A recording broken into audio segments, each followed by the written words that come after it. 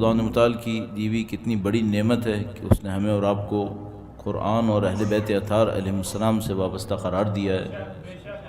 دنیا میں لوگ گناہوں کے نام پہ جمع ہوتے ہیں، دنیا میں لوگ کھیل کود کے نام پہ جمع ہوتے ہیں۔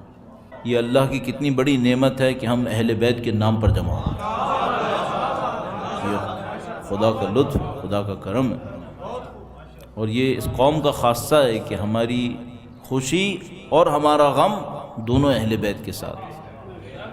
جس دن ان کا غم ہوگا ہم غمگین ہوں گے، جو ان کی خوشی کا دن ہوگا ہم خوش ہو جائیں گے الحمدللہ۔ تو یہ خدا متعال کی بڑی سعادت ہے دی ہوئی، اور یہ ہے کہ ہر خدا کی دی ہوئی نعمت کا ایک حساب ہے، اور اس سے بڑھ کر کوئی نعمت نہیں ہو سکتی کہ اہل بیت سے وابستہ ہے۔ اب سنجیدگی کا جو سخت پہلو ہے وہ یہ ہے کہ پانی کی نعمت کا بھی ایک حساب ہے اور اس کا ایک شکر ہے۔ اس نعمت کا شکر کیا ہے بھائی؟ اس نعمت کا بھی تو کوئی شکر ہوگا، اس نعمت کا بھی تو کوئی کفران نعمت ہوگا، وہ کیا ہے؟ اور ہر ذات اس سوال کے لیے انتہائی مناسب ذات ہے کہ مثال کے طور پر آپ کو خدا متعال نے مولا امیر المومنین کی محبت سے نوازا ہے۔ درود بھیجے گا محمد۔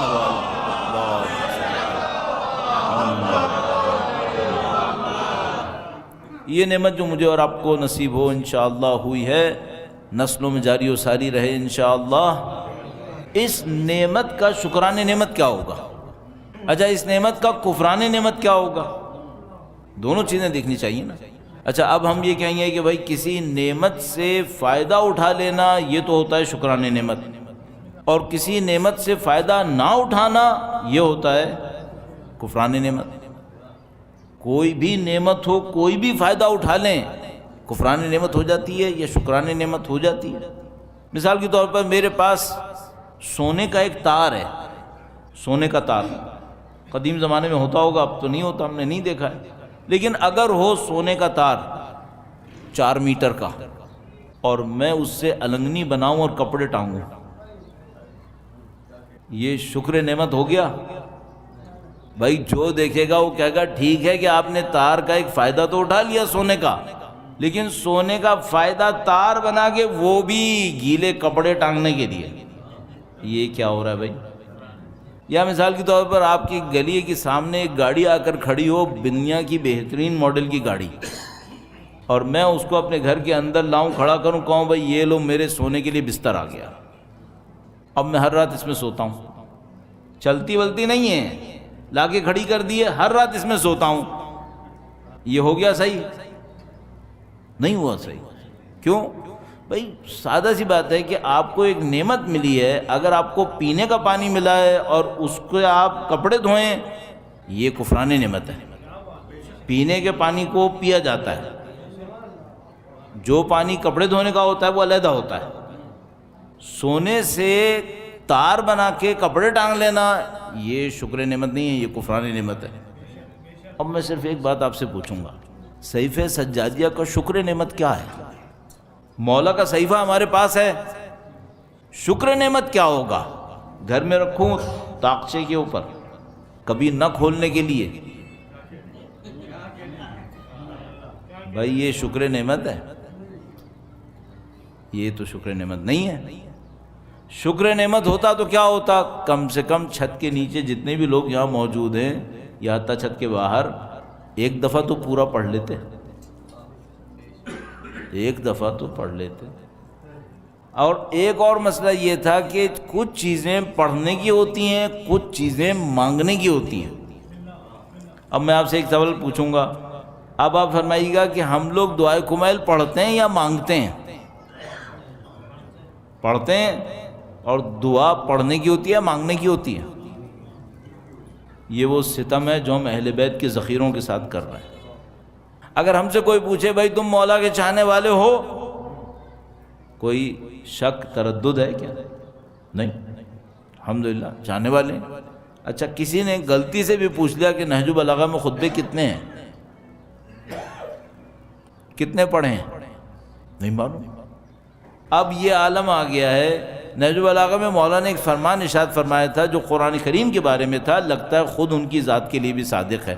فرمایا اللہ اللہ فی القرآن، تمہیں خدا کا واسطہ قرآن کا خیال رکھنا، لا یسبقکم فی العمل بہ غیرکم، اس پر عمل کرنے میں دوسرے تم سے آگے نہ نکل جائیں، اس پر عمل کرنے میں دوسرے تم سے آگے نہ نکل جائیں۔ اب میں کہوں گا اللہ اللہ فی امیر المومنین، امیر المومنین کے کلام کا خیال کرو، کیوں؟ اس کو سمجھنے، پڑھنے اور عمل کرنے میں دوسرے تم سے آگے نہ نکل جائیں۔ کیوں کہہ رہا ہوں میں یہ؟ چونکہ چند دن سے بہت مشہور ہے اور معروف بھی تھا، پہلے بھی ثابت نہیں ہوتا تھا لیکن مشہور ہے ابھی بھی، کہ جرمنی میں ایک خاتون محققہ تھیں، این میری شیمل نام کر کے، بہت ان کا کام تھا علامہ اقبال پر اور جناب مولانا جلال الدین رومی کے اوپر اور ہمارے عرفاء کے اوپر۔ تو ابھی کچھ عرصے سے ان کی قبر کے اوپر، قبر کا جو کتبہ ہے اور خود قبر کا پتھر وہ مشہور ہو گیا ہے، کیوں؟ اس کے اوپر انہوں نے مولا امیر المومنین کا کلام عربی اور جرمن میں لکھوا دیا۔ کس نے؟ جرمن خاتون نے، مولا امیر المومنین کا کلام۔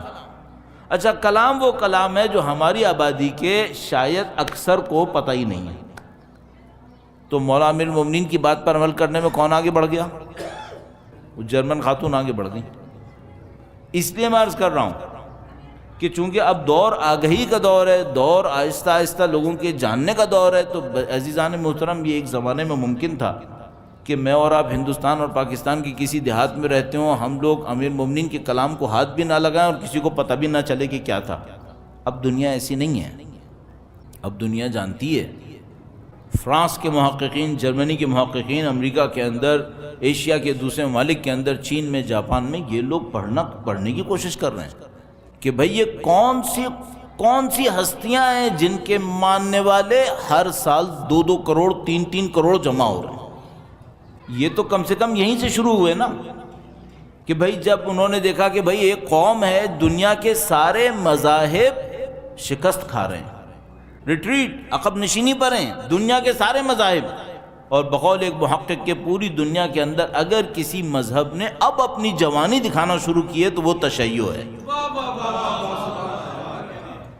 اس نے اب اپنی جوانی دکھانا شروع کی ہے۔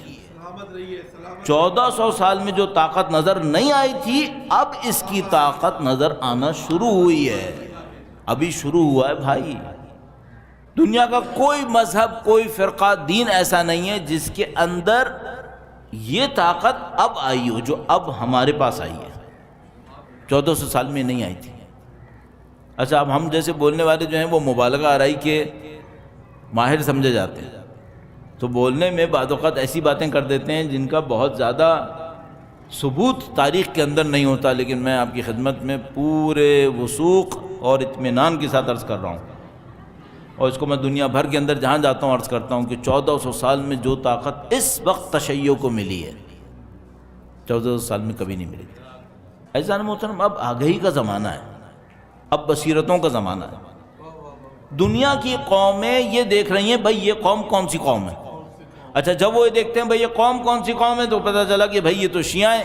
اچھا، یہ شیعہ کہاں سے، کس کے نام پر، کس سے مشہور ہیں؟ پتہ چلا کہ بھئی یہ تو امیر المومنین کے ماننے والے ہیں، یہ تو امام حسین کے ماننے والے ہیں، یہ امام سجاد کے ماننے والے ہیں، یہ امام جعفر صادق علیہ السلام کے ماننے والے ہیں۔ صلی علی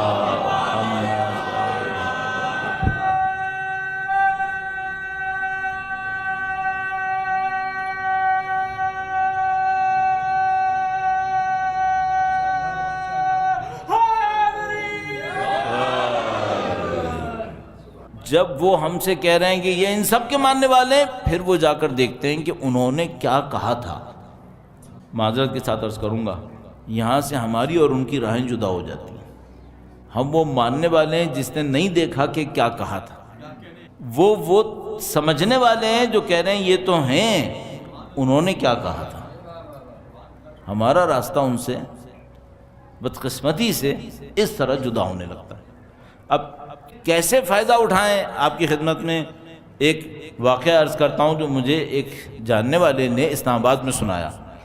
اسلام آباد میں ایک دفعہ میں ایک مسجد میں تھا، وہاں پر ایک صاحب نے بڑی خوبصورت زیارت پڑھی، بہت اچھے عربی لہجے کے اندر مجھے بہت اچھا لگا، اور انہوں نے اہل بیت کی دعاؤں میں سے بھی ایک دعا پڑھی زیارت کے ساتھ ہی، تو وہ دعا بہت کم لوگوں کو یاد رہتی ہے۔ تو میں نے کہا بھائی یہ تو ماشاءاللہ بہت محنت کرنے والے، ان کے پاس میں گیا، اس سے عرض کی کہ بھئی آپ نے بہت اچھے لہجے میں زیارت پڑھی، ورنہ بہت سارے لوگ غلط لہجے میں زیارت پڑھتے ہیں۔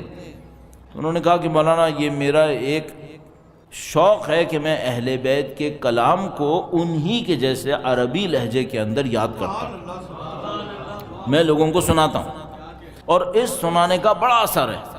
تو میں نے ان سے کہا کہ آپ نے کیسے پہچانا؟ انہوں نے کہا کہ میں سعودیہ میں ہوتا تھا، اور یہ بڑا خوبصورت نقطہ ہے ان کا، کہنے یہ کہ میں جب سعودیہ میں تھا تو میں یہ سوچتا تھا کہ مولانا حضرات، ذاکرین، خطباء، شعراء، یہ تو اہل بیت کی تبلیغ کرتے ہیں، اور وہ یہاں نہیں آ سکتے، وہ یہاں نہیں آ سکتے، یہ تو وہابی حکومت ہے، یہ تو نہیں آنے دے گی۔ اب ہم یہاں پر ہیں، اب ہم کیا کریں؟ مولانا تو نہیں آ پائیں گے، ذاکر و خطیب تو نہیں آ پائیں گے، شعراء تو نہیں آ پائیں گے، ہم ہیں یہاں پر، تو کیا ہاتھ پہ ہاتھ رکھ کے بیٹھ جاؤں یا کچھ کروں؟ تو انہوں نے کہا یہ تو نہیں ہو سکتا کہ کوئی اہل بیت کا نام نہ لے، یہ تو مجھے کچھ کرنا چاہیے پھر۔ تو بھائی میں کیا کروں؟ کہنے کہ میں نے یہ سوچا کہ میں ہر ہفتے اہل بیت کا کوئی کلام پڑھوں گا، اس کو لکھ لوں گا اپنے پاس، حتی الامکان کوشش کروں گا کہ یاد ہو جائے، اچھی عربی کے اندر۔ عربی میں ایک دفعہ ہم لوگ اردو میں عربی پڑھ رہے ہوتے ہیں، ایک دفعہ عربی پڑھ رہے ہوتے ہیں، وہ کمال ہوتا ہے پھر۔ تو کہا اچھی عربی میں جو دوسرے عرب کو بھی نہ آتی ہو، ایسی عربی میں نے اس کو رٹ لیا۔ اس کی بات کہنے کے میں یہ کرتا تھا کہ بھئی کہیں لنچ پہ بیٹھے ہیں، ڈنر پہ بیٹھے ہیں، ایجپشین، سعودیز، جارڈن کے لوگ یہ سب بیٹھے ہوئے ہیں، سب ادھر ادھر کی باتیں کر رہے ہیں، تو میں ان سے کہتا تھا کہ بھئی میں نے کہنے کہ اب کسی بھی معصوم کا کلام ہو، میں کہتا تھا حضرت علی کا۔ کیوں؟ کیونکہ بھئی کسی اور معصوم کا نام لوں گا اور میرے پیچھے پڑ جائے گا یہ کون ہے۔ تو میں اس سے جان چھڑانے کے لیے جو بھی معصوم کا کلام مجھے ملتا تھا میں کہتا یہ تھا یہ حضرت علی نے ارشاد فرمایا، کیونکہ لوگوں کو کہتا تھا، اپنے ذہن میں بھی سوچتا تھا کہ بھئی علم تو سارا ایک ہی ہے، میں کسی سے بھی منسوب کر دوں کوئی مسئلہ نہیں ہے اس کے اندر۔ تو جناب علی کہنے لگا، میں کہہ دیتا تھا بھئی حضرت علی علیہ السلام، تو وہ لوگ داد بھی دیتے تھے کہ بھئی اتنا عجیب کلام تھا، اتنی گہرائی تھی اور اتنا نفیس عربی لہجہ اور یہ ساری باتیں۔ تو کہنے ایک دن میں نے مولا چوتھے امام کی ایک دعا یاد کر لی، دعائے مقاتل بن سلیمان، مفاتیح الجنان کے اندر بھی موجود ہے، صحیفہ کے اندر بھی موجود ہے۔ تو کہا کہ میں نے یاد کر لی، اور وہ دعا لے کر میں محفل میں بیٹھ گیا جہاں پہ تھوڑا سا لنچ ڈنر جو کچھ بھی تھا۔ کہنے کہ جب ساری باتیں ادھر ادھر کی ہو گئیں تو پھر میں نے موقع دیکھ کر ایک دفعہ کہا کہ بھائی ایک کلام میرے پاس حضرت علی کا ہے، آپ لوگ اجازت دیں گے کہ میں سناؤں؟ انہوں نے کہا ہاں جی ضرور سنائیے۔ اب انہوں نے وہ مولا کی دعا لوگوں کے سامنے سنا دی۔ کہنے کہ اب جو میں نے سنائی تو سب پہ سناٹا چھا گیا، سب لوگ خاموش ہو گئے۔ کہنے کہ یہ اتنا نفیس کلام، اتنی گہرائی، خدا سے اتنا عشق، اتنا لگاؤ، اتنی آگہی، کس کا کلام؟ کہا میں نے حسب عادت کہا حضرت علی علیہ السلام کا کلام۔ تو کہنے کہ ایک ایجپشین تھا وہاں پر، مصری، اس نے کہا کہ یہ تم مجھے لکھ کے دے دو، یہ اتنا اچھا ہے۔ انہوں نے کہا یہ لو، میری تو جیب میں رکھا ہوا رہتا ہے ہمیشہ، لکھ کے دے۔ 2-3 دن کے بعد وہ ایجپشین اسی طریقے سے لنچ یا ڈنر کے اوپر ملا اور کہنے لگا کہ فلانی تم نے وہ اس دن مجھے لکھ کے دیا تھا کلام، کس کا کلام تھا؟ کہنے کہ مجھے احساس ہوا کہ معاملہ کچھ خراب ہو گیا۔ کہنے کہ میں نے وہی دہرایا حضرت علی علیہ السلام کا۔ تو کہنے کہ میں نے خاص کر مولا کا نام اس لیے چھپایا کہ اگر میں سب کے سامنے نام لوں گا اور کہیں انہوں نے مجھ سے کربلا کا پوچھ لیا تو پھر میں مشکل میں پھنس جاؤں گا، تو اس خاطر میں نے مولا چوتھے امام کا نام چھپا دیا۔ میں نے کہا حضرت علی علیہ السلام کا۔ کہنے کہ اس نے مجھ سے کہا کہ تم جھوٹ بول رہے ہو۔ کہنے کہ میں ڈر گیا، یہ تو معاملہ خراب ہو گیا، اس نے میں سب کے سامنے کہہ دیا اس طرح جھوٹ بول رہی تو میرا ریپوٹیشن بھی خراب ہو جائے گا۔ تو انہوں نے کہا اس کو اشارے سے کہ تم یہاں خاموش ہو جاؤ، میں تمہارے پاس آؤں گا۔ کہنے کہ میں اس کے پاس گیا اور میں نے اس سے کہا کہ تم نے اس طریقے سے سب کے سامنے مجھے جھوٹا کہہ دیا، یہ بات تو صحیح نہیں ہے۔ کہنے کہ کیا تمہیں نہیں معلوم کہ یہ حضرت علی کا کلام نہیں ہے؟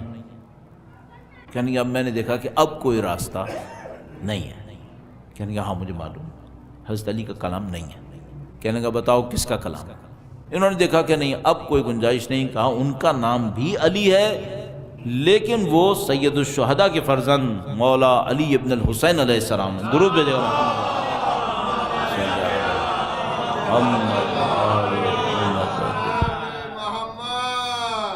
کہا اب تم نے صحیح کہا ہے۔ انہوں نے کہا کہ تمہیں کیسے پتہ چلا؟ تمہارے پاس تو کوئی کتاب بھی نہیں ہے۔ کوئی کنسٹرکشن سائٹ تھی شہر سے بہت دور۔ کہا یہاں تو کوئی کتاب کا امکان نہیں ہے، تو تمہیں کیسے پتہ چلا؟ کہنے کا تم نے جو دعا سکھائی تھی نا، یہ دعا مجھے بہت اچھی لگی اور میں یہ دعا لے کر ہر وقت پڑھتا رہتا تھا۔ کہنے کہ ایک دفعہ سونے سے پہلے میں نے اس دعا کو پڑھا، میں سو گیا اور بڑا اپنے دل کے اندر اس پہ خوش تھا کہ مجھے حضرت علی علیہ السلام کا ایک کلام اس طریقے سے میرے اوپر اثر کر رہا۔ کہنے کا میں نے خواب میں دیکھا کہ دو سوار تشریف لا رہے ہیں، ایک قدرے آگے ہیں، دوسرے قدرے پیچھے، اور جو آگے آئے وہ میرے پاس آئے، جیسے میں راستے میں بیٹھا یہی دعا پڑھ رہا تھا تو وہ میرے نزدیک آئے۔ انہوں نے پوچھا کہ یہ کس کا کلام ہے؟ کہا کہ میں نے تمہارا بتایا کہ حضرت علی علیہ السلام کا کلام۔ تو انہوں نے پیچھے آنے والے سوار کی طرف اشارہ کیا، کہا یہ میرے جد امجد حضرت علی ہے، یہ کلام ان کا نہیں ہے، کلام میرا ہے، کلام میرا ہے۔ اس نے پوچھا کہ آپ کون؟ امام نے اپنا تعارف کرا، کہا میں ان کے بیٹے حسین کا بیٹا علی ہوں۔ کہنے لگا کہ گویا اس طرح کا بیان کہ ان کی بات میں اتنا عجیب غم تھا۔ کہنے لگا پہلے میں دعا پہ رو رہا تھا، پھر گویا ان کے کلام پہ، ان کی بات پہ رویا کہ اتنا غم کیوں ہے؟ تو کہنے لگا کہ میں نے تم کو اسی لیے کہا کہ تاکہ تم میرے پاس آؤ اور دل کھول کر اب مجھے بتاؤ کہ یہ ان کے نام میں اتنا غم کیوں ہے، یہ کون سی ہستی ہے؟ کہا انہوں نے کہ بھائی اب مجھے سمجھ میں آیا کہ اب چھپانے کی کوئی گنجائش نہیں ہے، اب مجھے مکمل تعارف کروانا چاہیے۔ عزیزان محترم، ہم اور آپ بھی مولا کے نام کی تبلیغ کا حصہ بن سکتے ہیں، ہم اور آپ بھی بن سکتے ہیں۔ دو کام صرف کر لیجئے تاکہ میں اور آپ ان کے سلسلے میں کسی طریقے سے قرار پا جائیں۔ ایک بات، مولا کی ذات گرامی مشہور تھی خداوند متعال کے حضور دعا کرنے کے لیے، پوری دنیا جانتی تھی۔ امام دعاؤں کے ذریعے سے عقائد سکھاتے تھے، امام دعاؤں کے ذریعے سے تہذیب سکھاتے تھے، اخلاق سکھاتے تھے، رویے سکھاتے تھے، سب کچھ بتاتے تھے۔ صرف ایک کام کر لیجئے، اور اگر آپ یہ کر گزرے تو آپ خود بخود احساس کریں گے کہ آپ کی روح اور روحانیت پہ اثر پڑے گا۔ وہ کام کیا ہے؟ صرف 2 منٹ کا ایک سجدہ کر لیں اور اس میں خدا سے اپنی زبان میں گفتگو کر لیں، بس۔ پورے 24 گھنٹے میں جو کچھ آپ عبادتیں فرما رہے ہیں اس کے علاوہ مستحب سجدہ سمجھ لیجئے، سجدے میں چلے جائیے، صرف ایک کام کریں، خدا سے اپنی زبان میں جو آپ کی مادری زبان ہو اس میں آپ خدا سے گفتگو کرنا شروع کر دیں۔ کوئی دعا پڑھنی ہے نہیں، کچھ بھی گفتگو کریں۔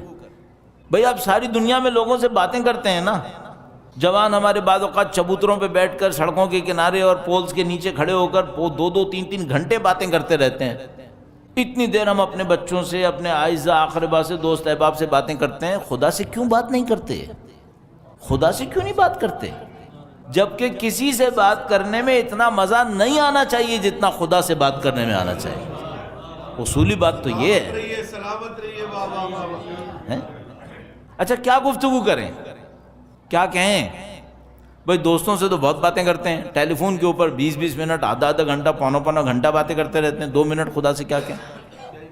سب سے پہلے تو یہی کہہ دو خدایا میں کتنا محروم رہا کہ سب سے تو باتیں کی اور تجھ سے باتیں ہی نہیں کی، اب آیا ہوں مجھے قبول فرما اور میرے دل کو اپنے کلام کے لیے کھول دے۔ سبحان اللہ۔ حضرت موسیٰ علیہ السلام نے جو فرمایا تھا نا، رب اشرح لی صدری، میرے دل کو کھول دے، سب سے باتیں کرتا ہوں تجھ سے کیوں نہیں کرتا؟ اگر آپ نے یہ کام جو ابھی آپ سے کہا فجر سے چند منٹ پہلے کر لیا تو پھر آپ نے وہ سنت، اس سنت پہ عمل کیا ہے جو تمام معصومین کی سنت تھی، تمام معصومین کی سنت۔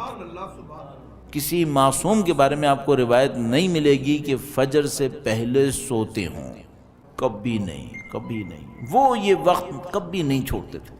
اس وقت کا جو فجر سے پہلے کے چند منٹس ہیں سب سے اچھا مصرف خدا سے کلام. بس سلامت رہیے سلامت. اچھا ممکن ہے کوئی مجھ سے کہ بھائی وہ وقت تو ہمیں بہت مشکل لگے گا. کوئی بات نہیں، مشکل لگے گا تو کبھی بھی کر لیجیے، کبھی بھی کر لیں.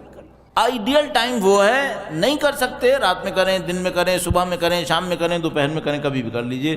2 منٹ کا سجدہ جس میں خدا سے کلام کریں. اب ایک دوسری بات عرض کرنی ہے، کوئی ایک کام ایسا کریں جو وقت کے امام کی خدمت میں ہدیے کے طور پہ پیش کر سکیں. مشورے کے طور پہ کہوں گا ایسا کام کیجیے گا. اب یہاں پہ بہت باریک ایک نقطہ ہے، بہت سادہ، آسان، بہت اہم نقطہ. وہ کیا؟ کسی کے دل کو خوش کر دے. بس کوئی ایسا کام کیجیے گا جس سے کسی کا دل خوش ہو جائے. بس یہ 2 باتیں میں نے آپ کی خدمت میں عرض کی. یہ ختم ہونے والی باتیں نہیں ہیں، یہ چلنے والی بات ہے. تیسری بات جو آپ اپنے ذہن میں رکھ لیجئے، پریکٹس کی ہے لیکن ہے نظریہ. پریکٹس کی ہے، عمل کی ہے لیکن ہے نظریہ. وہ کیا ہے؟ جو آپ دوسروں کو دیں گے وہ خدا بڑھا بڑھا کے آپ کو واپس دے دے گا. کیا بات ہے. بس سلامت رہیے. نظریہ یہ ہے، دنیا یہ ہے. دوبارہ دہرا دیتا ہوں، جو آپ دوسروں کو دیں گے، چاہے خوشی دیں چاہے غم دیں، چاہے احترام دیں چاہے بے احترامی دیں، چاہے علم دیں چاہے جہالت دیں، جو آپ دوسروں کو دیں گے وہ خدا بڑھا بڑھا کے آپ کو واپس کر دے گا. اس کا مطلب کیا ہوا؟ بھائی فرض کرنے میرے دل پر آج ڈپریشن ہے. ہوتا ہے، لوگ ڈپریشن کے مریض ہوتے ہیں، کبھی کبھی ہوتا ہے بیٹھے بیٹھے انسان افسردہ ہو رہا ہے. اچھا جب آپ کو افسردگی چھائی ہوئی ہے تو آپ کو کس چیز کی ضرورت ہے؟ آپ کو خوشی چاہیے. یہ خوشی کہاں سے ملے گی؟ نسخہ یہ کہہ رہا ہے دوسروں کو خوشی دو، خدا بڑھا بڑھا کے واپس کرے گا. دوسروں کو خوشی دے دیں. بھائی مجھ سے کوئی کہے کہ مجھے احترام چاہیے، میں کیا کروں؟ تو میں اس سے کہوں گا دوسروں کو احترام دے دو، خدا تمہیں احترام دلوا دے گا. خوشی دو، خوشی لو، احترام دو، احترام لو. اب ایک اور مشکل بھی ہے، اگر تم نے غم دیا تیار ہو جاؤ، پھر غموں کی بارش تمہارے اوپر ہونے والی ہے. نعوذ باللہ لوگوں کو اذیتیں دی ہیں، اٹھانی پڑے گی. نعوذ باللہ کسی سے پیسہ مارا ہے، اب تم اپنا بچا کے دکھاؤ. اب دیکھو کیا ہونے والا ہے. جو آپ کو چاہیے دوسروں کو دے دیں، اور دوسروں کو یہ کہہ کے مت دیجیے گا مجھے واپس چاہیے. دوسروں کو کچھ نہ کہیے گا تاکہ خدا واپس دے. خدا اس وقت واپس دے گا جب آپ خدا کو دیں گے. ہاں اگر میں نے یہ کہا میں تم کو دے رہا ہوں 5 دے رہا ہوں، ہاں انشاءاللہ 10 مل جائیں گے، پھر تو کچھ نہیں ملے گا بھائی، چونکہ تم نے اس سے مانگنے کی نیت کر لی تھی. 5 دو، خاموشی سے دو، اس ہاتھ سے دو، اس ہاتھ کو پتہ نہ چلے، تاکہ خدا کو تو پتہ ہوگا نا، پھر وہ 10 دے گا. جو آپ کو چاہیے ہے وہ دوسروں کو دینا شروع کر دیں. میں جب یہاں تک پہنچتا ہوں تو کوئی مجھ سے کہتا ہے مولانا ہمارے پاس تو پیسہ ہی نہیں ہے، ہم کیا کریں؟ تو میں اس سے کہتا ہوں 5 روپے دے دوں، 1 روپیہ دے دوں، جو دے سکتے ہو. البتہ جس کے پاس 1 لاکھ ہے وہ بھی 1 ہی دے، تو پھر 1 کے 2 مل جائیں گے، زیادہ یہ ہوگا. وہ اپنی حیثیت کے مطابق دے. اور سب سے بڑی بات، اگر کوئی کہے مجھ سے میرے پاس کچھ نہیں ہے دینے کے لیے، میں کہتا ہوں بالکل غلط بات ہے. کچھ نہیں کر سکتے نا تو دعا تو دے دو، دعا تو دو. وہ بھی نہیں دیتے. جب نہیں دو گے تو پھر تمہیں کہاں سے ملے گا؟ اللہ کا قانون چھیننے پہ نہیں بنا ہے، دینے پہ بنا ہے، دینے پہ بنا ہے. تو عزیزان محترم، میں آپ کی زحمت تمام کروں اور صرف 3 پوائنٹس آپ کی خدمت میں عرض کیے. ایک پوائنٹ یہ کہ بھائی روزانہ 2 منٹ اللہ سے کلام کریں. جو مولا نے اتنی دعائیں دی ہیں وہ آپ کے سامنے، ماہ رمضان کی دعائیں، اتنی نفیس دعائیں، اتنا خوبصورت کلام مولا کے. 2 منٹ چاہے اس کلام سے پڑھیں، چاہے اپنی زندگی میں گفتگو کریں. میں آپ سے کہوں گا گفتگو کریں، خدا سے گفتگو کریں. ایک بات. دوسری بات یہ ہو گئی کہ ہر ہفتے ہو سکے تو ہر روز کوئی ایک کام کریں صرف مولا کی خوشنودی کی خاطر. اور ان کی خدمت اتنا اچھا کام کریں کہ ان کی خدمت میں ہدیہ پیش کریں، مولا یہ کام میری طرف سے آپ کی خدمت میں ہدیہ ہے۔ 2 باتیں، اور تیسری بات یہ ہو گئی کہ دیکھو بھائی زندگی بنی ہے اس بات کے اوپر کہ تم نے دیا کیا ہے، جو تمہیں چاہیے ہے وہ دوسروں کو دے دو، بڑھ بڑھ کے واپس ملے گا۔